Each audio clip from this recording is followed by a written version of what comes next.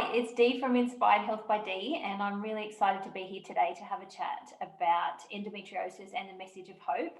And I wanted to welcome Marnie Kane today. I'm really excited that you're here to have a chat with us as well. Welcome. Thanks, Dee. Good to be here. Always open for chatting about endo, especially to fellow endo warriors. So thanks for having me. Yes, I'm really excited to hear. So I know that for me, with my own endo journey, that when I was right in the middle of it and I was really struggling, I didn't have hope. I thought that I would always be in pain. It would dictate, it would rule my life. It would have an impact on my social life, your finances, my mental health, as well as the pain and all these symptoms and things that go with it. So, and there was always that fear of, am I going to end up in hospital, or am I going to end up having to call an ambulance because I'm in such pain? And I see a lot of that in the endo groups as well. Women are really struggling, and the same thing with the clients that I work with in my naturopath business and my personal training business. And I was thinking back to when I was going through it all, that I didn't have that hope. And fast forward to where I am now, and my own endo is managed, and it doesn't rule my life. And I thought, how can I give back to the endo community and share the message of hope in a way that that resonates with all the women? And I thought, well, what a great way to interview other women and hear about what they're doing, and so they can share their message as well. So that's why I'm excited to interview you today, to hear your story. So did you want to start off by telling us a little bit about yourself first? Yeah, sure. And I already feel like there's so much to unpack by just what you've just said there, but I will let you know a little bit about who I am. So I'm 32 years old. I am a Victorian, currently in our fourth lockdown when we're recording this. So I've got plenty of time to chat. I work for a not-for-profit mental health organisation. So I'm very lucky about where I work. I have an incredibly supportive group of people and immediate team around me. And yeah, I'm about to get married in 3 weeks as well, if I'm allowed to, sort of lockdown permitting. But yeah, I can give you a little bit of background about my sort of journey with endo as well.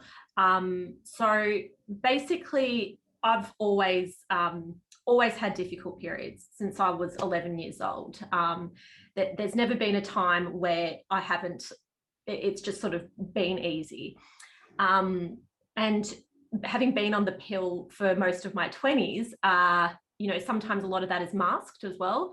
So approaching my turning 30, I decided to do a bit of a reset with my body, come off the pill and figure out what's going on.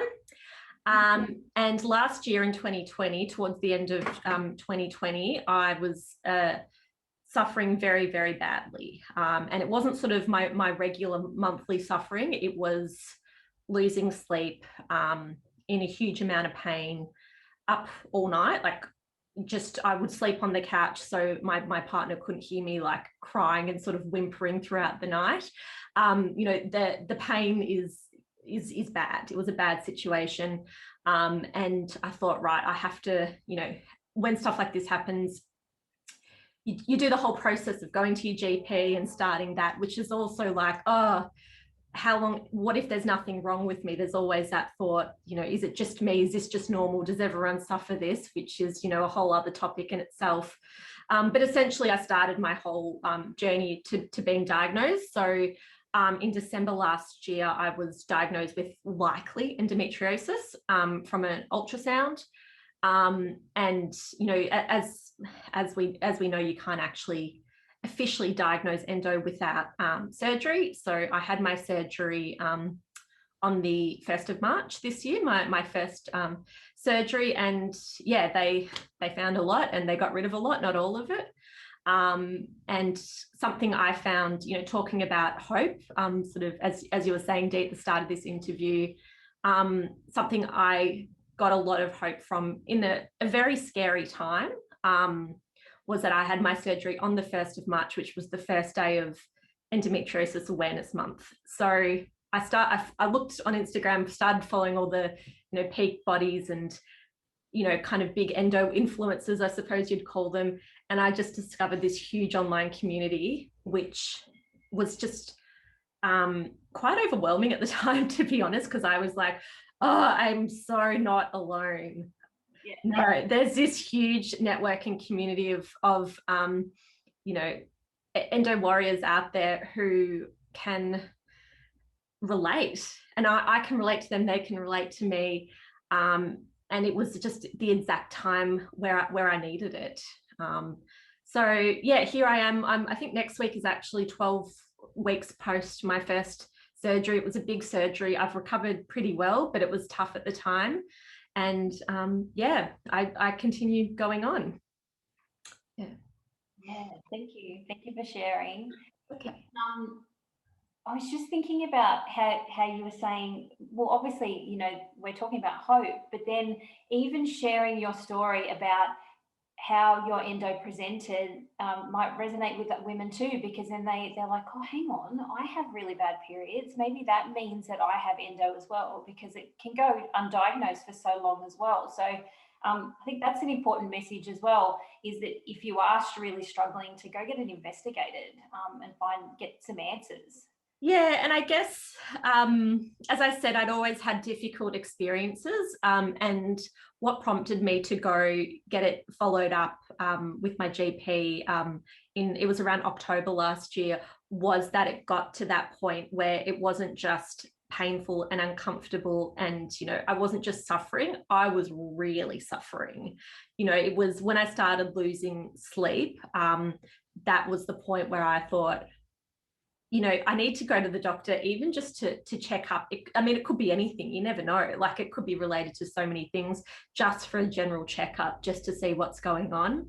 I really had working from home worked to my advantage last year, you know, despite everything that sort of was hard about lockdown in Victoria. When things got bad for me, my endo, when I first started thinking something's not right here, I would you know, sort of during my work day, you know, just go walk a few meters into my bedroom and just have a lie down, have heat packs on, you know, and not feel embarrassed. Because if you're in a public sort of office, you know, sometimes it can be a little bit embarrassing, and, you know, just, yeah. Hot water bottles. You know, I'm in a very supportive workplace, so like, I'm sure no one would mind, but like, you feel self-conscious about that sort of stuff. And even like, you know, I want to be sort of really honest here. So just things like knowing that I was as close to my bathroom and close to my toilet, things like this were quite helpful. But, you know, there comes a point where you got to live your life again. And I'm the sort of person that likes to socialize and likes to be around people. So I needed to really take some action, because despite the fact that that was very much our reality last year, my suffering really intensified, and it intensified quite quickly. So I think that, as you say, Dee, it's a really important message. Like, I wish I hadn't let it get to that point. But what my body was telling me in the lead up to that, I thought was normal. Yeah. Because I'd experienced it for so long. I thought it was just normal. I thought, toughen up. This is just, you know, as women, we are very, very strong. And, you know, I'm just constantly in awe of women. But, you know, it's about knowing when you know, even just to get a checkup, just to make sure you're okay. It's an important message. I resonate with that as well. I think part of the thing with endo is that it's like you said, it can be quite gradual. You have a little bit of pain, but then it starts to get worse and worse and worse. Whereas in some ways, where if it was just, it went from having no pain to something really severe, maybe it would be a different, like, yeah, conversation in our heads, and we would go get treatment. Because I know for me as well, it just gradually got worse and worse and worse. And I put in place all these coping mechanisms of things, yeah, to struggle on, to soldier on, to keep going. It's that whole warrior thing. And yeah, then it got to the point, same as what you said, where I was like, this is actually ruling my life. I can't do this anymore. And yeah, it's listen to your body is a really, really important message. Really, yeah. One of my I have a couple of sort of major symptoms, but one of my big ones is fatigue. And I suffer terribly from fatigue, to the point where I was thinking for a while maybe it was chronic fatigue, but I now know it's the endo. And I think also last year with everything that was happening around, lockdowns and things like working from home, it was hard because the mental exhaustion and the mental load from experiencing that, it was hard to distinguish if I was exhausted because of that or because of what was happening with my body, or if they're all interlinked. And they probably are all interlinked. But, that fatigue was so... it's as I said, it's one of my biggest symptoms, and it's something I still suffer from now as well. So my body was telling me the signs. And I mean, I'm not one to sort of regret things because it's hard. These are really hard situations, but I look back and I think maybe I should have sort of actioned that a little bit sooner. Yeah, it's a hard one. It is a hard one. Yeah. Hindsight and the like, saying we should have done something just is not, it's not super empowering either. But that can be shared for someone else, is that, seek help sooner. Seek help sooner. Yeah, and I mean, like I said, it wasn't, I don't regret that. Like, it's not something I would ever lose sleep over.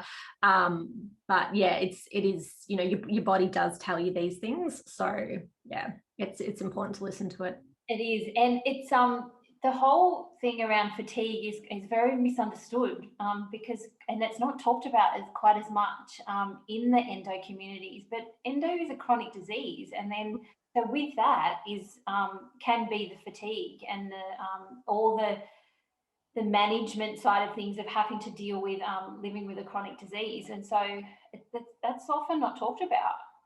Yeah, and something that I'm still getting used to, and this is why I love reading all the Instagram pages and comments and connecting with other people, and something I'm finding hugely empowering at the moment is acknowledging that I have a chronic illness. Because before, like, I'm the sort of person that just would fit as much as they possibly could into their day. I like to, as I sort of said before, be around people. I like to work. I like to catch up. I like to go to things. I'm very social, but having, and when you do start to slow down, because like I was really slowing down and getting so frustrated by that, like, why won't my body let me live like I want to be living? But having the empowerment of saying I have a chronic illness, it just fills me with this almost this like permission to go, okay, it's all right if you need to slow down. It's okay if you cancel on friends last minute. It's okay if you need to take a day off work. Like, these are things that you're doing to manage the situation.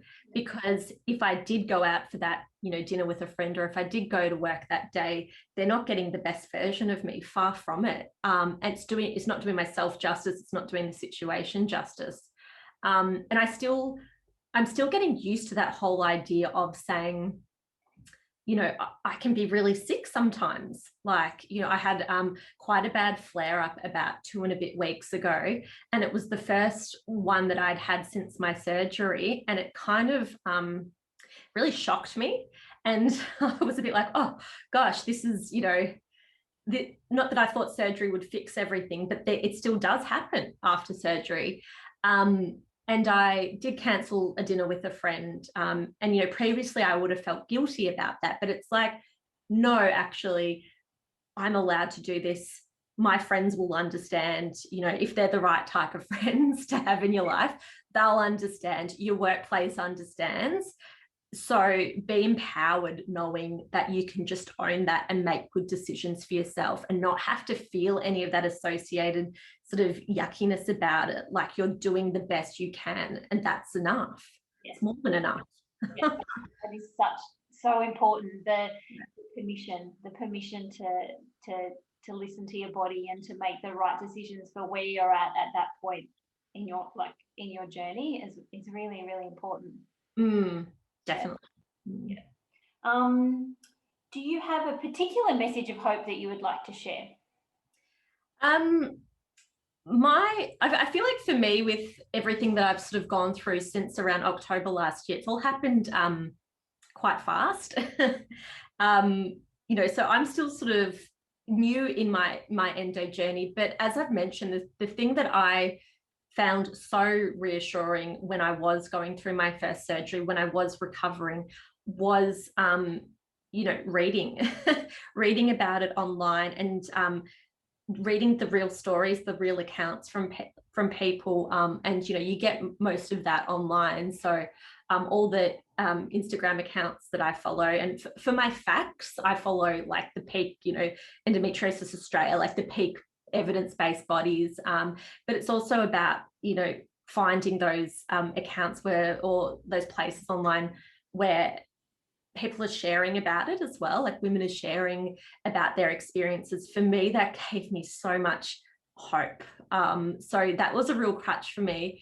The other thing I think is really important is just having a plan in place. So I know like what's in your endo survival kit for when things are tough. I'm so on top of all my vitamins and medications now, like more than I've ever been in my life. But I know the things that help me. Like I know the things that will, like, just simple things. Those, not to bring this word in after it was a bit too used in 2020, but like those self-care things that you need to get you through. I know that what I need to get me through, and that helps me feel hopeful that if I do have a flare up, I've got these strategies in place, which will help me physically and emotionally as well. So yeah, I think that's really important. Just sort of like getting to know what works for you and being prepared can make you feel just a little bit less anxious and a little more hopeful. Another thing is, you spoke about Dee at the start, how it could feel like endo takes over your life and things can't proceed. And I've definitely, when I've had days of just not being able to get out of bed or just do the shopping or do the load of washing or whatever I needed to do, I've felt like that as well.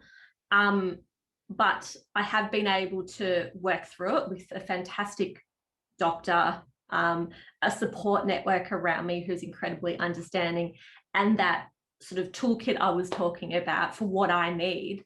I have been able to work through it, and things, I feel hopeful. I still have potentially more surgeries ahead of me, which can make me feel scared. I think it would make anyone feel scared. But I still feel really hopeful for the future because I know that there is more funding going into endo research. I know there's more awareness. I think there's still some work to be done here, but awareness in workplaces as well, because that's a big part of it too. These are all things to feel hopeful about.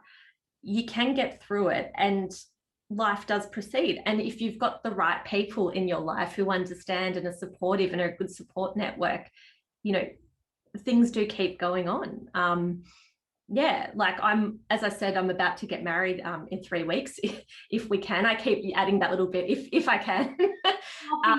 It's only a 7-day lockdown for you guys. Yeah, hopefully, fingers crossed. But my partner has been so incredible as a support person. But I think whatever your situation is, if you're single and not dating, if you're single and dating, if you're casually seeing someone, if you're married, whatever it may be, having that sort of close support network of people around you, it can help you through it. Like accept the help where it's there, and it helps you to feel like, okay, I can do this. There is hope. I've covered a few different things there, but I love it, and because that's totally how it's all the philosophies that I believe in too. Is when you get that initial diagnosis, it can be really scary because the doctors only tend to present, well, you either take hormones or you have surgery, and that's it. That's the only options. And often both of those or one of those doesn't always allow for a reduction in pain or a reduction in pain from a longer term perspective. It's about having all those things in the toolbox that you can actually pull out that are like multidisciplinary. So for me, you know, as a naturopath, I work on the nutrition and the vitamin side of things, but then there's all the other little things like, you know, like spend time in nature because it's good for your stress levels, and have your support team around. And if you need to, you know, see a psychologist, or like, it's all those things. It's not one approach. One approach doesn't work. Yeah, absolutely. And, you know, when we talk about endo, it's a physical thing happening in your body. And like, I get these physical symptoms, like my two biggest symptoms. I mean, I've spoken a bit about fatigue, but my other big symptom is pain. Like I get very, very bad pain. But, you know, talking about the psychological and the emotional effects too, like we know that our bodies and our minds are intrinsically linked. So as you're saying, knowing those things, what is it for you when you're feeling up to it? Is it going for that walk? You know, when I'm stressed, I like to just sit on the couch and watch mindless TV and then have a bath. Like, I know my things, like lighting candles, cooking a nice meal. Like we know what makes us feel good. And then it is reaching out for that support when we need it. You know, we can access our mental health plans through our GPs. There's some fantastic resources available online for people, you know, free counselling services as well for people who are perhaps, you know, need to talk to someone about their mental health. I don't want to use the word struggling because it might not even be that. It might just be that step before struggling. You know, they can notice something isn't quite right. There are resources, and in terms of knowing who to go to, like your GP can help you with that, but there is a lot of great information from peak mental health bodies online as well. So looking after your mind is just so important. And something else that I've sort of been, I had a colleague say this to me this week, and I've been contemplating it a lot, is just allowing yourself to sit in the uncomfortable, you know, emotions as well. Being sort of put suddenly back into this, I think it's our 4th lockdown here. I was just feeling so much grief the last couple of days about this. The last snap lockdown we had in February, I was totally fine with. I just cruised through it. But this one has just really shaken me. And it's not about, oh, I've got to get over it. I just got to move on. I've got to remain positive. You know, let's get rid of all the toxic positivity. And my colleague said to me, just let yourself feel that. And that's okay. You know, it can feel uncomfortable and yucky, but you got to go through it. And if you do that, it tends to clear through your body faster. Otherwise, can get stuck, and that's like stuck. Yeah, it just lingers as well. You know, there are hard days, like, you know, this sort of recent flare up I was mentioning before. There are those hard days where you think, oh, this is tough, and how am I going to get through work in this? But I know that I've always come out of the other end and kept going. So it makes me feel very hopeful that if it does happen again, I can get through it again. Like, we are strong. That's what I've realized throughout this whole process too. I'm like, wow, I am so much stronger than I ever gave myself credit for. Yeah. That's the endo warrior. Oh yeah. Yeah. And she's allowing herself to like be seen now, which is nice. It's very freeing. The other thing is, and this is more from me to you, is that your body's still healing. Surgery is a big deal and it takes time. So be gentle with yourself. Yeah. And that's something someone said something similar to me the other day. You know, the next week will be 12 weeks since my surgery, and 12 weeks is still considered, that's like the healing period. So I've very much been like, oh, I'm feeling better. My scars are starting to heal. You know, things have gone back to normal, semi-normal. I should just go back to like full capacity, whatever. But it's like, no, it's not a matter of that. Like, and as we were sort of saying at the start, it's like listening. When do I need to slow down? When do I just need to sort of take a bit of a break and chill out a bit? And the fatigue is a big thing post-surgery. I found that too. I was like, oh, why am I so tired all the time? Because fatigue for me wasn't a really big symptom. Like, why am I so tired? Oh, that's right, I'm still healing. Yeah. Calm down. Yeah. So, Yeah, I feel like the fatigue for me was really on par with like the fatigue I always have. So again, it's difference in experience, isn't it? Like I said, my two main things, pain and fatigue.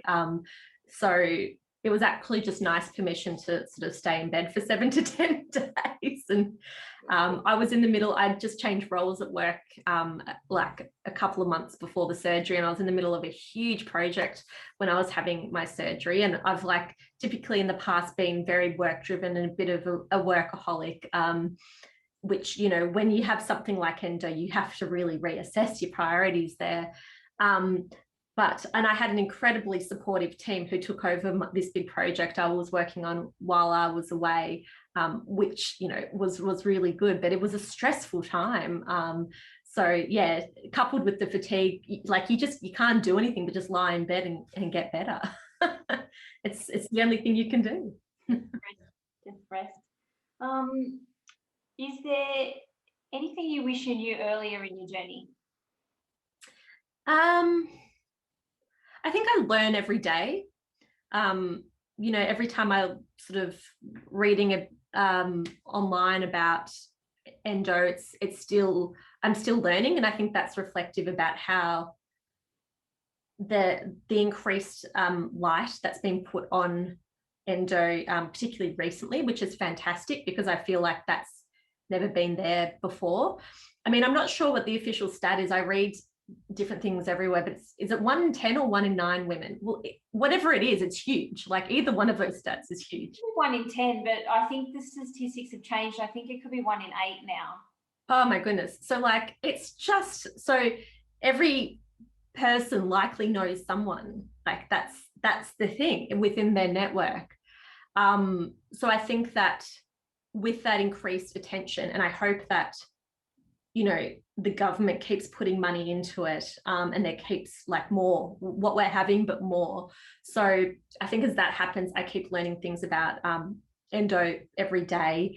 I don't think there's anything that I wish I had known earlier. Yeah, I try not to get too stuck in that, like, oh, I should have done this, because it's like, it doesn't matter, this is where you are. There's no point sort of thinking like that. Yeah, I mean, even before I was diagnosed, I knew what it was. So yeah, no, I really don't think there is anything. I guess it goes back to what you said earlier, that you got a lot of hope out of the community. So maybe it was that you realized that you weren't alone. Yeah. And, you know, like you said, D2, that moment where you do find out what, like, that you've got endo, it is really confronting, and you can feel very alone. So, you know, maybe your doctors should give you a bit of a spit, like give you a one pager, you know, as well as all your info on endo. Like these are networks you can reach out to. These are good sources of, you know, clinically safe and factually correct information. These are some good online community support networks. These are some good books to read, you know, and there's more and more books coming out about personal experiences with endo, which is just so exciting. So yeah, I think knowing from the outset that you're not alone, and the stats alone tell you that. I mean, if it is 1 in 8, like, yeah, you're so not alone. And just having that told to you at that moment when you are diagnosed, because I remember when I went to get the ultrasound, where the person told me it's looking like I found a bit, you know, it's probable endometriosis. I was just so devastated, and like there was no sort of particular reason. It was just a shock, you know, it's just a shock.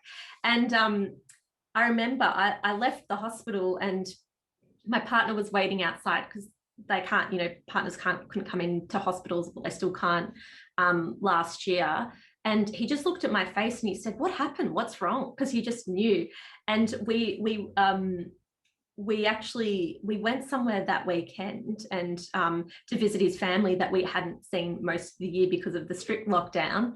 The lockdown to ease by that point. And I just remember feeling like I was in like a bubble that whole weekend, like, because no matter what was happening and who, you know, I was interacting with like kids in his family and his parents, and I was just had this sort of like bubble around me of what had just happened, you know, prior to going to see them. And I look back at photos from that weekend and I think, oh my God, I look like something's not quite right with me as well. So I think that, you know, the more support that you can get at those initial stages while you're coming to terms with it all, the better. So yeah, I think that is a good one. Just knowing the support out there. Don't do Google Doctor about anything. And that's a good point, actually. There's a lot of misinformation around about endo from different things, the origins of where it comes from, the treatment methods, what can help, what can't help. It is super, super important to get your information from like a reputable source. So 100%.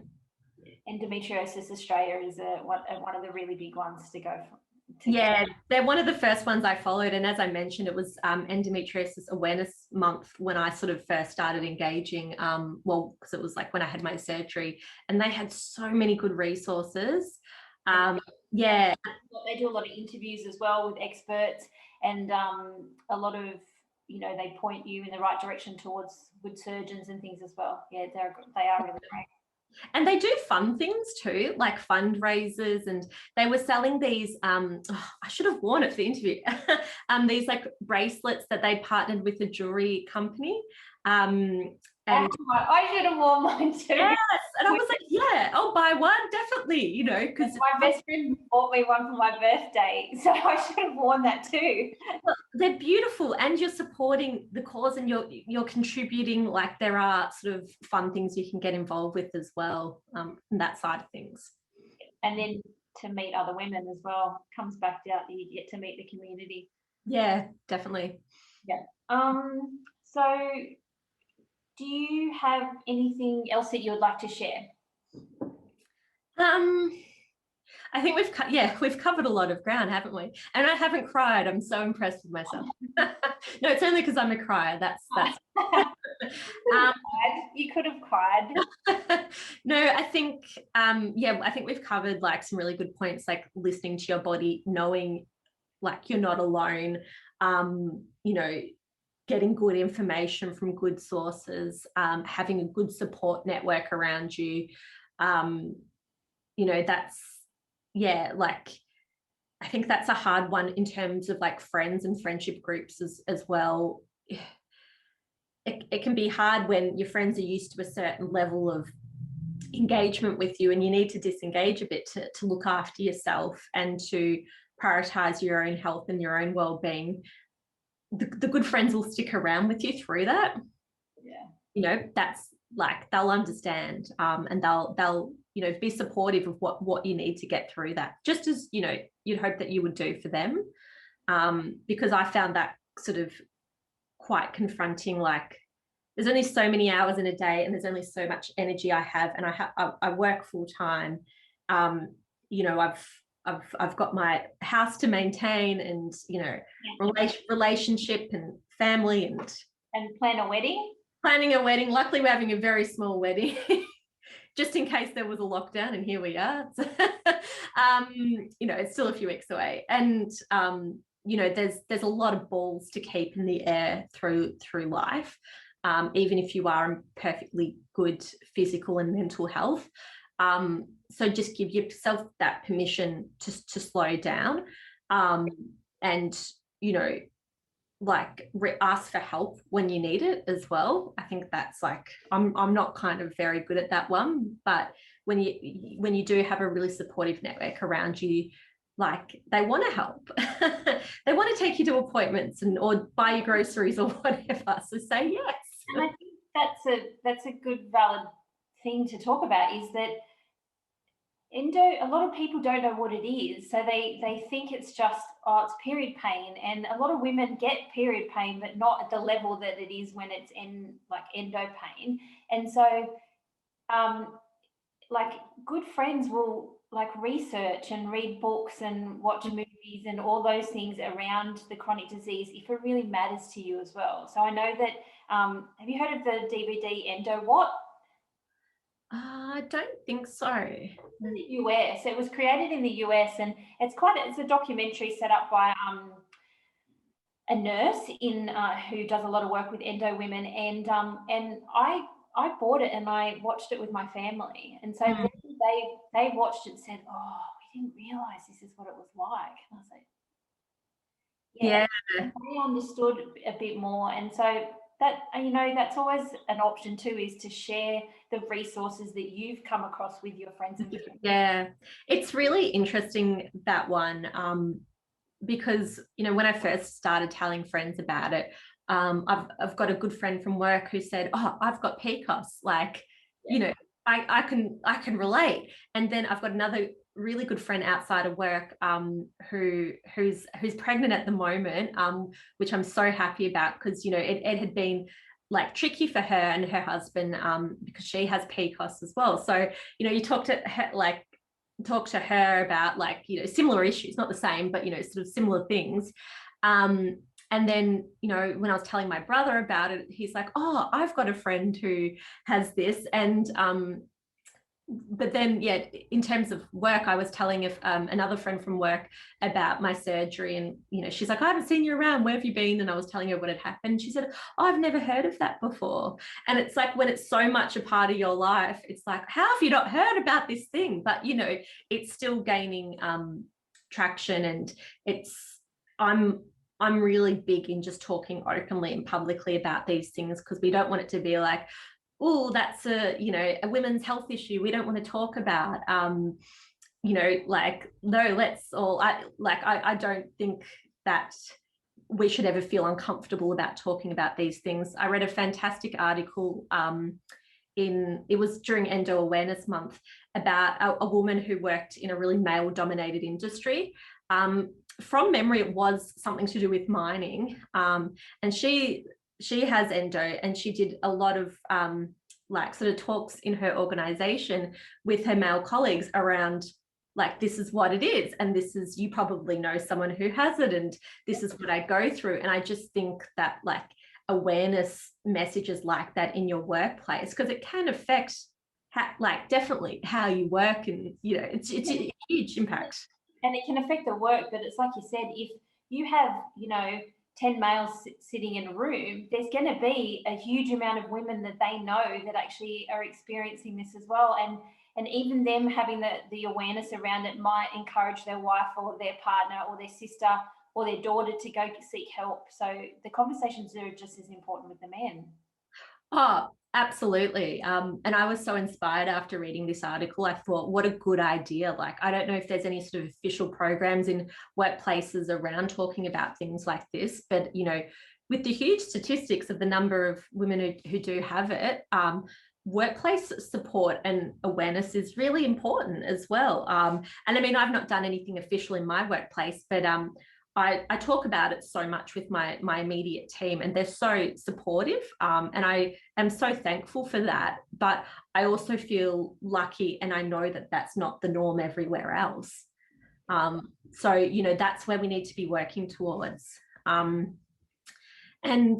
I think another message, which is probably a topic for another series, another interview series, is something that I think a lot about too. Not all people who have endo would identify as female as well. That's so incredibly difficult. And I really do want to take a moment to sort of mention that and to highlight it, because that's just adding so, like, complexity upon an already, you know, sort of, you know, feeling so many feelings already, that can be difficult to come to terms with. So I think in terms of, like, looking at the segment of people who have endometriosis, it's also like there's lots of different audience subsets, but that's sort of like, you know, a group that we really need to be providing support to as well. So yeah, I have sort of, and I need to watch my language too, because I have said throughout the interview women with endo, but it's not always just women. So I think that's important as well. I agree. And I also need to be mindful of my language, because I say the same thing as well. And it can affect all different types of people. And some of the groups are becoming a little bit more open to changing their language and to being inclusive. Yeah. Yeah. And you know, this I'm coming up with lots of different topics for future series. But also, you know, when we look at the medical, like the healthcare system, how we are helping, I'm going to say endo warriors instead of women, how we are helping endo warriors from lower socioeconomic areas, you know, like these are the things that like in rural and remote communities as well. And there are, like, I've been reading on Instagram, it seems to be the only, it's not my only source of information, Instagram, but you know, looking at, there's an organization who does talks about you know, periods, endometriosis, things like this in schools, and they often go to remote schools as well. You know, and it's things like this that do, you know, just to sort of loop back to hope, they do give me hope, because I see the great work happening in communities. And I think, you know, I think this is great, this is happening, and this is what we need to keep working towards. So there is a lot to be hopeful for. I think that's the key message I want to get out today. Things can be tough, especially when you're getting diagnosed, when you're figuring it out, when you're learning about it, when you're experiencing a flare-up, even if you've had endo for years and years and years, it can be tough, but there is a lot, you know, to be hopeful for. And I think at the end of the day, women, endo warriors, so strong, so strong. The thing that has surprised me about myself is my strength throughout all of this. And that's what, you know, gives me the hope to keep going. Yes. And the thing that's also beautiful that I've experienced, and it's one of the reasons why I'm really active in the groups, is that there's lots of women that are a lot further along in the journey, Yeah, doing okay, who stick around in those communities to actually provide hope and to actually provide support, because they know how hard it is, and they've got your back as well. yeah, It's yeah. a community. Yeah. And you know, it can kind of expand beyond just the strict endo community as well. Like there are so many great organizations doing fantastic work, like Share the Dignity, providing sanitary products, you know, in schools and all sorts of places. And is it In the Bag campaign? The Christmas one, yeah. No, and they've got huge sponsors on board, like Bunnings, and I think, is it Woolies or Coles, one of the major supermarkets.